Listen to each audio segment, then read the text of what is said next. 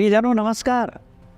आज मैं जिंदगी की बात में अपने आप पर भरोसा क्यों नहीं, क्यों दूसरों को दे दे, इस पे मैं आपसे शेयर करूंगा। पुराने ज़माने में राज्य का हाल जानने के लिए राजा भेष बदलकर राज्य में घूमते थे। उनका मानना था कि राजा के वेश में घूमने पर मंत्री व दरबारी राज्य की केवल अच्छी चीज़ें ही दिखाते हैं। राजा हर एक दिन एक बूढ़े आदमी को देखता कि वह छोटे छोटे पेड़ लगाता रहता था, सामान्य फूल वाले और मौसमी पौधे नहीं लगाता,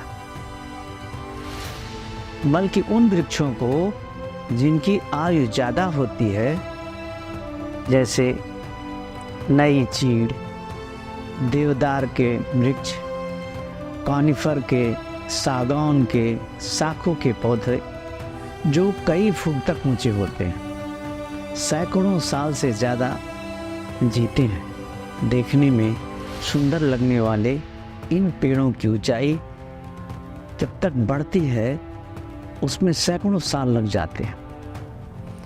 राजा इस वृद्ध इंसान को देखकर बहुत हैरान होता था। उसके कमज़ोर कांपते हाथों को देखकर वह सोचता था कि क्या वृद्ध इन विशाल वृक्षों के सौंदर्यों को देख पाएगा?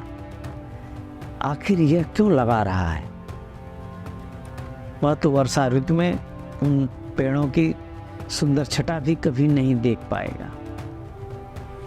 एक दिन राजा उत्सुक सा बस उस वृद्ध आदमी के पास गया और कहा, वैसे तो मुझे आपके कार्य में दखल देने का कोई अधिकार नहीं है, फिर भी मैं आपसे एक सवाल पूछना चाहता हूँ। वृद्ध ने कहा, अवश्य पूछे महाराज। राजा ने कहा, आप इन वृक्षों को परिपक्व होते हुए कभी नहीं देख पाओगे, फिर इतनी मेहनत क्यों कर रहे हो?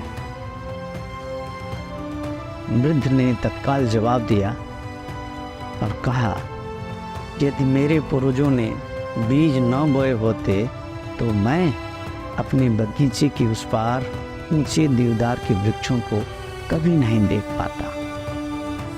मेरे सम्माननीय पूर्वज भी आगे आने वाली पीढ़ियों को पेड़ को देखने, उसके नीचे खड़े होने वाले लोगों के बारे में कुछ नहीं जानते थे, पर वे तब भी अपना कर्तव्य समझकर वृक्षों को लगाते रहे। उन्होंने उन पेड़ों की हिफाजत के लिए कड़ी मेहनत की। ये पेड़ मुझे भी हिम्मत और ताकत देते हैं। मैं भले ही उनकी सुंदरता नहीं देख पाऊंगा, पर आगे आने वाली पीढ़ियां इन्हें जरूर देख पाएंगे। मैं अपने पूर्वजों की सोच को ही आगे बढ़ा रहा हूँ।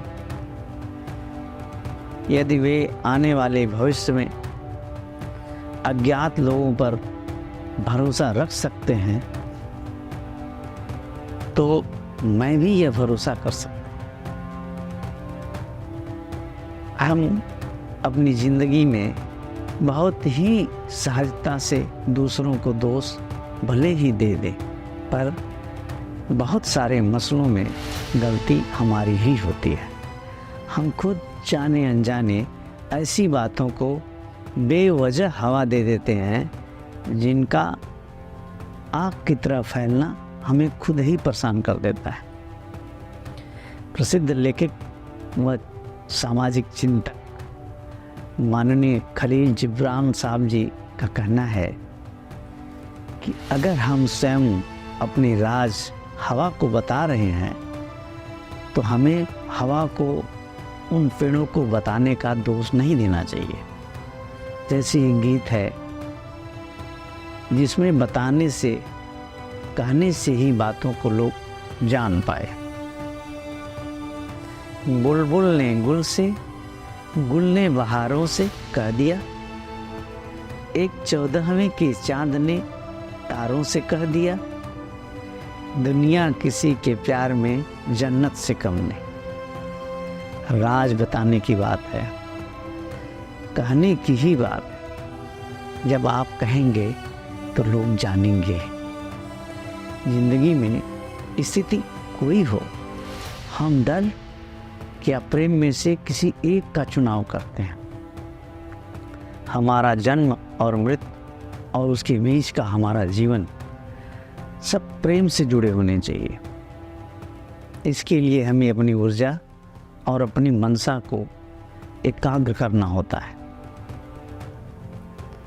सूफी प्रेम परंपरा के फारसी साहित्य के प्रसिद्ध लेखक मौलाना मोहम्मद जलालुद्दीन रूमी कहते हैं, जब जीवन की मनसा प्रेम बन जाती है तो सभी प्रकार के संदेह, भ्रम, उदासी, निराशा और किसी भी तरह का डर बेईमानी हो जाते हैं।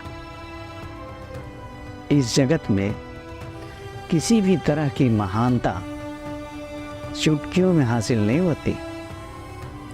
वेदांत के प्रख्यात और प्रभावशाली आध्यात्मिक गुरु स्वामी विवेकानंद जी ने कहा कि छोटी शुरुआत करने से पीछे न हटे, महान कार्य उसके बाद ही होते हैं। जीवन में साहसी बने, दूसरों पर हावी होने की नहीं, उनकी सेवा करने की कोशिश करें। जीवन के प्रवाह में स्वार्थी होकर अनियंत्रित ढंग से बढ़ना अच्छे अच्छे जहाज़ों को भी डुबो देता है। ऐसे में सिर्फ एक ही रास्ता है, साहसी बने, उत्साही बने। अपनी आमदनी के अनुपात में लोगों के आर्थिक या अन्य तरीके से मदद करें। जिंदगी खुद ब खुद हसीन हो जाएगी, तमन्नाएं पूरी होने लगेंगी। यही तो है जो जिंदगी में चाहते हैं, यही है खुशहाल जिंदगी। जय हिंद, जय भारत के लोग, नमस्कार।